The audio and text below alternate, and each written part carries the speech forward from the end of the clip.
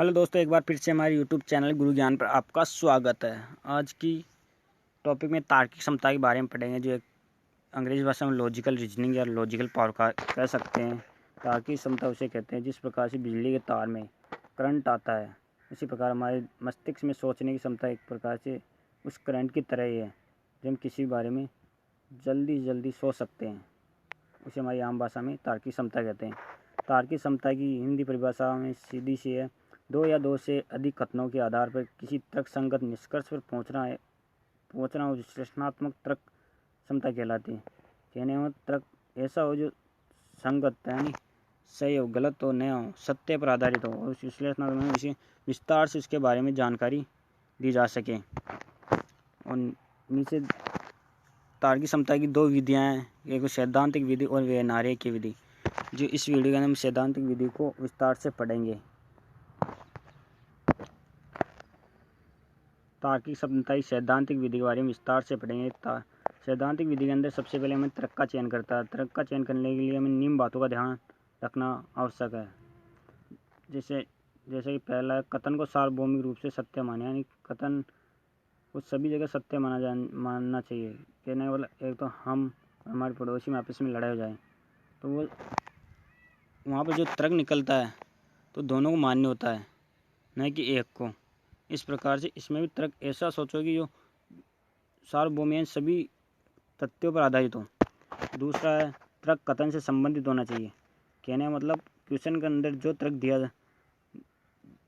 हो उससे संबंधित ही होना चाहिए, न कि ऐसा कर ले कि कोई अन्य ही वस्तु के बारे में हम तर्क निकाल लें। और तीसरा, तर्क ठोस होना चाहिए। कहने का मतलब तर्क सोचे तो उसी कुछ ठोस वजह होनी चाहिए। जैसे कि हम किसी को पत्थर मारते हैं तो कोई ठोस वजह होने के कारण उसे मारेंगे। कोई ऐसे चलते हुए सीधा हम पत्थर तो नहीं मार सकते, उसी ठोस वजह है, इसीलिए हम उसे पत्थर मार रहे हैं। इस प्रकार उसमें तर्क को सोचे तो उसमें भी ठोस वजह होनी चाहिए। तर्क सभी जगह व्यक्तियों पर लागू होना चाहिए।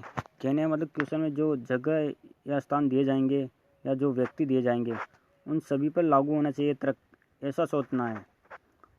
पाँचवा, तर्क से जनहानि या धार्मिक या मानसिक अबाध्यता नहीं होनी चाहिए। कहने का मतलब जनहानि कहने का इंसानों को नुकसान नहीं होना चाहिए, और धार्मिक ग्रंथों आदि के बारे में कुछ उसमें दुष्प्रभाव या दुराचार की बातें ना होनी चाहिए, और मानसिक अबाध्यता यानी किसी को नुकसान नहीं पहुंचना चाहिए।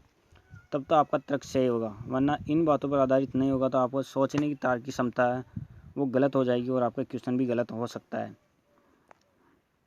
हम नीचे सैद्धांतिक विधि के लिए हम दो क्वेश्चनों को करके और आगे उसकी जानकारी प्राप्त करते हैं। पहला क्वेश्चन है, क्या सनसनीखेज समाचार पत्रों पर प्रतिबंध होना चाहिए?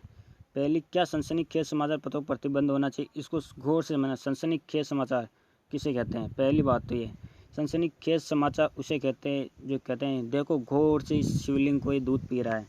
ऐसी छोटी मोटी खबरों को सनसनी यानी बहुत ऊंची हाई लेवल पर रह जाते हैं। ऐसे समाचार पत्रों पर प्रतिबंध करना चाहिए।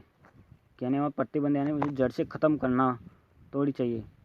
नहीं, हमें ऐसा नहीं करना चाहिए, हमें उसमें सुधार करना चाहिए। क्योंकि जिस प्रकार से किसी लड़के को स्कूल में भेजते हैं और वहाँ पर वो शरारत करता है तो उसका सीधा नाम तो नहीं काटते, उसे दंडित या उसमें सुधार लाने की कोशिश करते हैं। इसी प्रकार यहाँ पर इस क्वेश्चन के बारे में दो तर्क दिए हैं। एक तो नहीं, इस तरह की बेवकूफ़ी कार्य में आखिर सोच भी कैसा जा सकता है, और दूसरा, हाँ कोई परेशानी नहीं, हमारे पास अच्छे समाचार पत्र। कहने का मतलब तो यह है कि पहला तो ये कह रहा है कि उसे नहीं, इस तरह की बेवकूफ़ी कार्य में सोच भी नहीं सकते। कहने का मतलब ये कह रहा है कि उसे बंद मत करो, उसमें सुधार लाओ और उसे सही करने की कोशिश करो। जबकि दूसरा तर्क ये कह रहा है कि हाँ कोई परेशानी नहीं, हमारे पास अच्छे समाचार। ये कथन गलत है। कहने का मतलब समाचार पत्र तो अलग है, लेकिन वो भी ऐसी सनसनीखेज समाचार दिखा सकते हैं ना, कि वो चूहा दूध पी रहा है, वो चूहा इधर दौड़ रहा है, ऐसी कुछ भी हो सकती है। इसलिए पहले के अंदर होगा नहीं, इस तरह की बेवकूफ़ी कार्य हम नहीं सोच सकते, ये सही होगा। जबकि दूसरा तर्क है वो गलत होगा। समझ में आ गई? अगला क्वेश्चन है हमारा, क्या सार्वजनिक अवकाशों की संख्या हम करनी चाहिए? नहीं, इस गुहार और शोरगुल होने लगेगा। हाँ, जितनी भी जल्दी हो सके उतनी जल्दी करनी चाहिए। कहने वाले ये लॉकडाउन की स्थिति वाला ही क्वेश्चन है, क्या सार्वजनिक अवकाशों की संख्या हम कम करनी चाहिए? तो दूसरा, पहला तर्क इसमें नहीं, इससे गुहार और शोरगुल होगा। क्या हमारे भारत में भी इतनी लॉकडाउन के अंदर इतनी छुट्टियाँ होती, कहीं अनशन या किसी प्रकार का प्रतिरोध किया गया है? तो इस वाक्य में से पता चलता है इस प्रकार के तो हमारे हिंदुस्तान में कुछ ऐसा नहीं हुआ, क्योंकि न ही तो कहाँ पर कहीं गुहार की गई है, न ही कोई शोरगुल हुआ है कि छुट्टियों को कम किया जा सके। तो पहला क्वेश्चन तो हमारा पहला तर्क तो गलत हो गया। और दूसरा, हाँ जितनी जल्दी हो सके उतनी जल्दी करनी चाहिए। कहने का मतलब ये तो छुट्टी सरकारी अवकाश तो गवर्नमेंट या सरकार पर आधारित है। जब सरकार चाहे तभी अवकाश कम भी कर सकती है और ज़्यादा भी कर सकती है। लेकिन यहाँ पर देखो जितनी जल्दी हो सके उतनी जल्दी करनी चाहिए। कहने वो हमारे ऊपर आधारित कर रहा है कि हमारी मर्जी हो तो अवकाश कर दे, नहीं है तो मत करें, नहीं करें। लेकिन ऐसा नहीं हो सकता है, क्योंकि ये तो सरकार गवर्नमेंट पर आधारित, जब गवर्नमेंट चाहिए तभी वो सार्वजनिक अवकाश हो। इस प्रकार से दोनों तरह गलत है। इस प्रकार से हमारे टॉपिक की तार्किक क्षमता का एक भाग पूरा होता है, सैद्धांतिक भाग पूरा होता हुआ नज़र आ रहा है। सैद्धांतिक भाग पूरा